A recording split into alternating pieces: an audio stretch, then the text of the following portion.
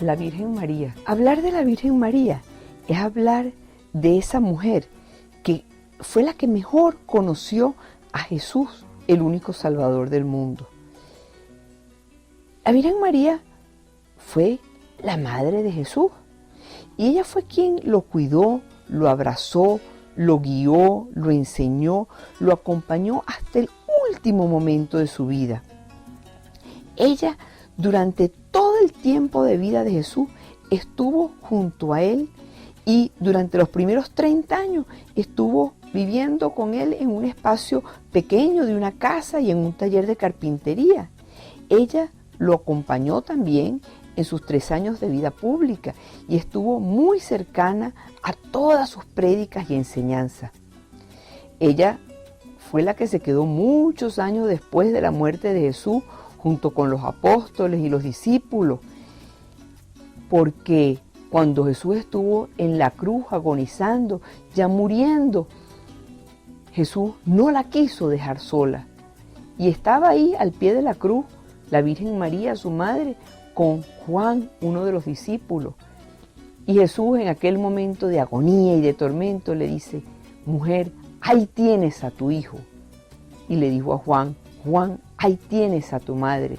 Y desde ese momento nosotros nos convertimos en hijos de la Virgen María y la Virgen María en madre de todos nosotros. Si nosotros fuéramos a entrevistar a la Virgen, ¿qué le diríamos? ¿Qué le preguntaríamos? Yo me imagino que si llegáramos como entrevistadores, le dijéramos: Virgen María, queremos hacer un diario tuyo. ¿Qué nos vas a contar? ¿Qué nos vas a decir? Yo creo que ella nos miraría con una sonrisa muy dulce y lo primero que nos haría ver es que en Nazaret, mientras ella le enseñaba a Jesús las cosas propias que se le enseñan a los niños, se le enseñaba a comer, le enseñaba a dar las gracias, a jugar, todo lo que se le enseña a los niños. También Jesús en ese momento estaba moldeando y tallando en el alma de la Virgen, en el alma de su madre, todas las cosas que él quería para ella. Y estoy segura que la Virgen en esa entrevista nos contaría toda la atención que ella le ponía a su hijo, de manera que se le quedara bien grabado hasta el más mínimo detalle todo lo que él hacía y todo lo que él decía. Creo que también nos contaría que gracias a haber sido tan detallista, cuando Jesús murió, resucitó y se fue al cielo, y ella se quedó entre los apóstoles, le pudo dar fuerza, los pudo ayudar, pudo servir de unión de esa iglesia que estaban haciendo y que se formara. La Virgen también nos podría decir que Jesús no dejó nada escrito y sin embargo, día a día, durante 30 años, esculpió su evangelio en carne viva, en la carne de su madre. Su sonrisa, su silencio, su forma de actuar, todo su corazón, todo su ser se convirtieron en la forma más natural y normal de vivir el sermón de la montaña y las obras de misericordia, aún antes de que Jesús las promulgara. La Virgen María representó la parábola de la semilla fecunda, la parábola de la luz sobre el candelabro, de la tierra buena, del tesoro escondido. Ella fue la perla preciosa, la levadura, la mujer prudente. Y ahora, desde el cielo, puede decirnos que después de Pentecostés, su vida ha sido la de acompañar a otras personas a acercarse a su Hijo. Porque ella no quiere que se acerquen a ella, ella quiere que se acerquen a Jesús. ¿Cuántas anécdotas de Pedro, de Juan, de Lucas, de los demás apóstoles, de los primeros discípulos tendría para relatarnos? Tendríamos para hablar con ella horas de horas de horas. Pero estoy segura que también nos diría que su espíritu se encontraba más cerca del cielo que de la tierra, hasta el día en que Jesús la vino a buscar para llevársela junto con él, hasta el cielo. ¿Ustedes se imaginan cómo ha debido de ser ese encuentro madre-hijo?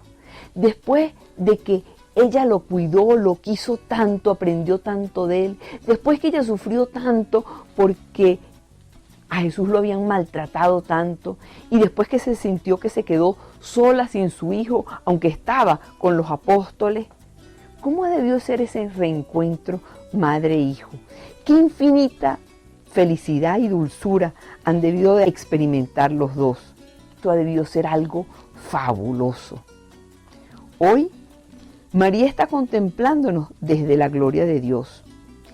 Y hoy nos ve en los miles de santuarios que se han construido en su nombre, en los millones de imágenes que se han dibujado con amor para recordarla, en los miles de nombres que le han puesto para que cada quien la invoque de la manera más cercana que pueda. La Madre de la Misericordia, la Madre del Buen Pastor, la Virgen de Coromoto, Nuestra Señora de las Mercedes, la Inmaculada Concepción, la Virgen del Carmen, la Virgen de Fátima, la Virgen Dolorosa, la Virgen de Schoenstatt, la Virgen de Lourdes, la Virgen de Loreto, la Virgen de la Chiquinquirá, la Madre del Perpetuo Socorro, la Virgen de Czestochowa. Son tantas y tantas.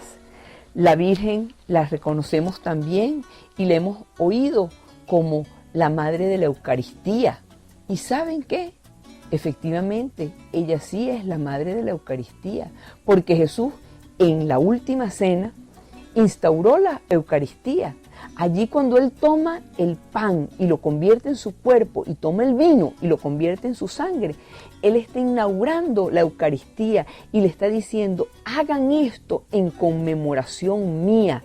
Esa es la forma en que Jesús está presente con nosotros todos los días de nuestra vida hasta el final de los tiempos. Mientras se consagre el pan y el vino, mientras se conviertan en sagrado, ahí va a estar Jesús presente todos los días de nuestra vida, siempre, siempre. Ahora, esta imagen de la Madre de Dios, vista de tantas formas, es lo que nosotros conocemos como las advocaciones de la Virgen. Lo que tenemos que tener muy clarito es que no se trata de distintas vírgenes, no hay sino una sola Virgen Santísima, y se trata de María de Nazaret, esa mujer que fue escogida por Dios para ser su madre, para ser la Madre de Dios, la Madre de Dios en la tierra. La Virgen María, sin embargo, se ha querido dar a conocer en cada pueblo de una manera muy íntima, y ella asume las características de la cultura, las características de la raza de cada uno, porque ella es la Madre nuestra. Tenemos que saber y tener bien claro el dogma de la Asunción, que fue proclamado en 1950, cuando el Papa dice, es obligación de creer que la Virgen subió al cielo y está en el cielo en cuerpo y alma. Pero estando en el cielo en cuerpo y alma, ella se aparece como una imagen que se adapta a cada pueblo. ¿Y se adapta por qué? Para que la veamos como madre, para que la sintamos muy cerca.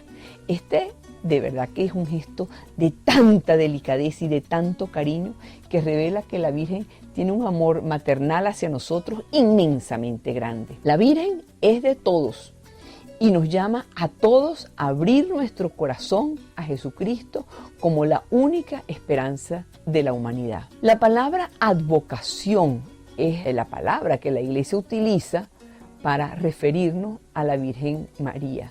Bueno, hay muchos cristianos que les falta información o ni siquiera tienen formación y confunden los nombres, y entonces hablan de las distintas santas o las distintas virgencitas y no se dan cuenta que siempre la virgencita tal o la virgencita cual no es otra sino la Madre de Jesús, es la propia Virgen María.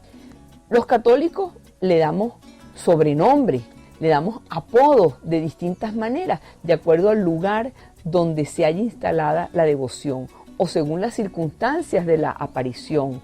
En muchos casos se le llama también patrona y se le dice patrona, pero siempre nos referimos a ella como nuestra Santa Madre del Cielo.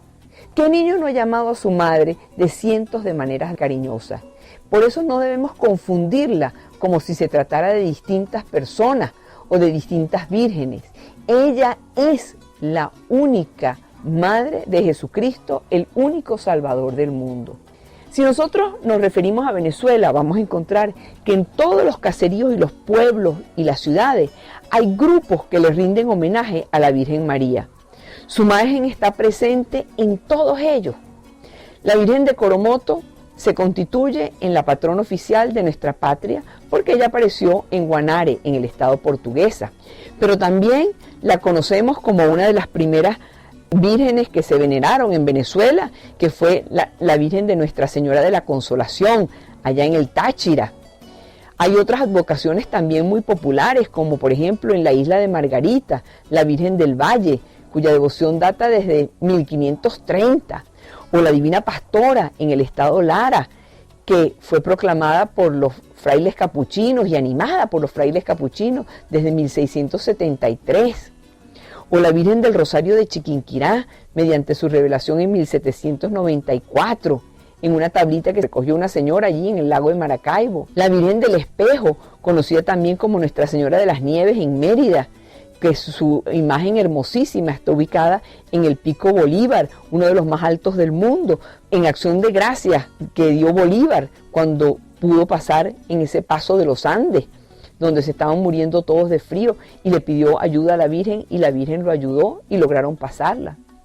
En Trujillo se celebra también con gran entusiasmo la devoción a la Virgen de la Paz. Tenemos en Maturín la Virgen Misionera de la Esperanza, Nuestra Señora del Rosario del Real en Barinas, la Virgen de las Nieves en Guayana, la Virgen de la Luz y la Virgen de la Guía, que era una advocación muy respetada en Venezuela, en la iglesita que se conocía como la iglesita de San Mauricio, en la propia Caracas, que luego fue tumbada y convertida en la Santa Capilla. La Virgen del Socorro de Valencia, Nuestra Señora de la Soledad en Caracas, que fue coronada y que es venerada todavía en la iglesia de San Francisco.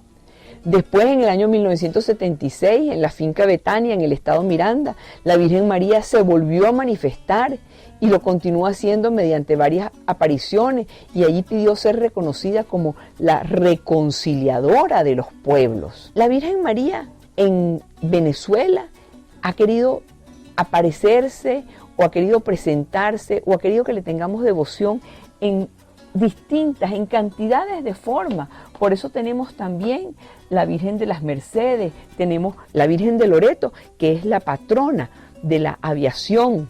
Tenemos también la Virgen de la Candelaria, una devoción traída por la gente desde las Islas Canarias. Es la Virgen de las Candelas, esa fiesta se celebra el 2 de febrero. La Virgen, de verdad que la tenemos en Venezuela de tantas formas, de tantas maneras, que pareciera incontable la cantidad de nombres y la cantidad de títulos que le tenemos. Lo importante es que ella es la misma Madre de Dios, la misma Madre Santísima, que se ha querido aparecer de distintas formas, o que se ha querido que la veneremos de distintas formas, para estar muy, muy cerquita de nosotros. Por allá por 1993, Juan Pablo II hizo una oración muy bella que nos hace ver esto mismo que estamos diciendo. Y la oración que hizo Juan Pablo II ese 8 de diciembre de 1993 decía así: permítenos, María, participar en tu peregrinación a través de los países de América del Centro y del Sur, donde eres tan conocida y venerada. Desde Guadalupe en México hasta la Aparecida en Brasil, desde Luján en la Argentina hasta la Caridad del Cobre en Cuba, desde Coromoto en Venezuela hasta Copacabana en Bolivia y en tantos otros lugares, tú, Virgen María, peregrinas con nosotros por los senderos del mundo.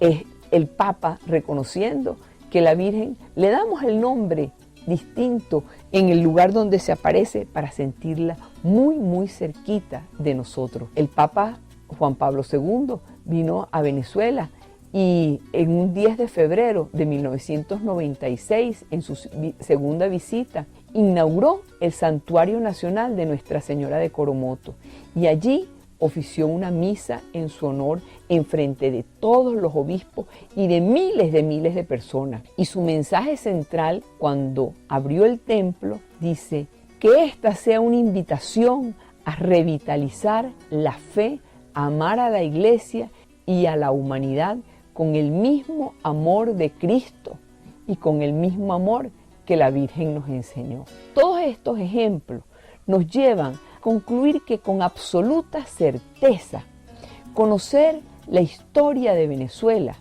es conocer la intervención de la Virgen María entre los venezolanos. Por esa razón, vivir en Venezuela es estar impregnado de la fe y la devoción a la Madre de Dios. Por eso, ser verdadero venezolano es ser mariano.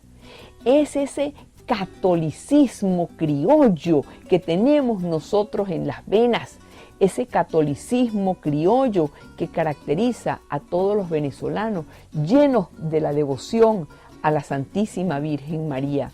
La Santísima Virgen María lo único que hace y lo único que quiere es llevarnos a Dios, porque ella sabe que en Dios está la felicidad, que en Dios está la verdad, que en Dios está la libertad. La Virgen María nos lleva a Dios y con Dios siempre ganamos.